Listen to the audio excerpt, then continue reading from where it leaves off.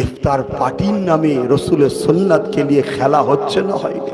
হ্যাঁ, কারা করছে? তাদের মাথায় আজকাল টুপি দেখা যাচ্ছে, একদল মেয়েদের মাথায় টুপি। ইফতার পার্টির নামে ইসলামকে নিয়ে বিকৃত করা হচ্ছে না হয়নি? এ নিয়ে প্রতিবাদ কোথায়? এ নিয়ে ইমামদের মসজিদে প্রতিবাদ কোথায়? এ নিয়ে বক্তাদের জলসায় প্রতিবাদ কোথায়? এ নিয়ে পীর সাহেবদের মুরিদদের কাছে প্রতিবাদ কোথায়? তুমি আশেকে রসুল সেজে ঘুরে বেড়াচ্ছ ভণ্ড, প্রতিবাদ কই? এ কথা শুনছেন না শোনেননি? তোমার রসুলের সুন্নাত মুজাদ্দিদ জামান দাদা হুজুর রহমাতুল্লাহ আলাইহি তার ওসিয়াতনামায় লিখে দিয়েছে, দাড়ি, টুপি, জুব্বা, পাগড়ি নিয়ে কেউ যদি তুচ্ছ তাচ্ছিল্য করে কাফের হয়ে যাবে। কেন? আমার রসুলের সুন্নাতে গুণ। জোরে বলুন সুবহানাল্লাহ।